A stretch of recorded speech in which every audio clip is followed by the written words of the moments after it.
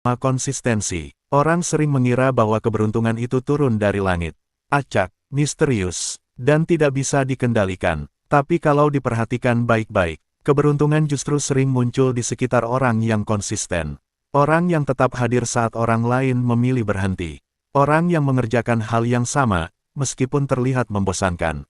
Banyak orang menganggap mereka beruntung. Padahal sebenarnya, itu hanyalah efek samping dari konsistensi. Dalam psikologi, ada fenomena mereexposure effect yang ditemukan oleh Robert Zayong. Ia menunjukkan bahwa sesuatu yang sering muncul, akan lebih mudah dipercaya, dipilih, dan diingat. Jadi ketika kamu konsisten berkarya, muncul, dan membangun jejak, kamu sebenarnya sedang memperbesar peluang untuk ditemukan. Di buku Outliers, Malcolm Gladwell menjelaskan bagaimana jam terbang menciptakan kebetulan-kebetulan yang sebenarnya bukan kebetulan. The Beatles dianggap beruntung mendapatkan panggung besar. Padahal sebelum itu, mereka sudah ribuan jam tampil di acara-acara kecil di Hamburg. Kesempatan itu datang karena mereka sudah siap, secara skill dan momentum. Dan lagi-lagi, hasil dari konsistensi.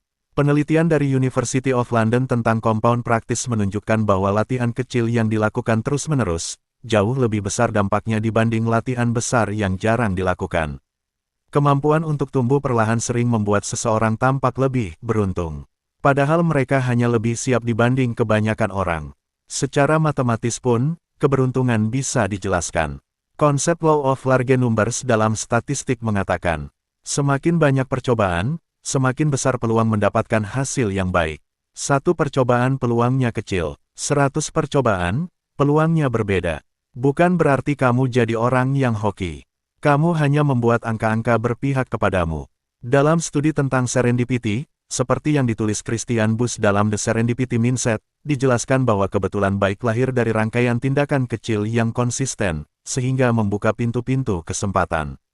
Orang yang tidak konsisten hanya membuka sedikit pintu. Orang yang konsisten membuka banyak pintu.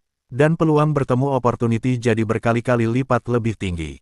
Pada akhirnya, keberuntungan bukan soal nasib. Bukan soal bakat, bukan soal momentum kosmik. Keberuntungan seringkali adalah konsekuensi dari orang yang tidak hilang.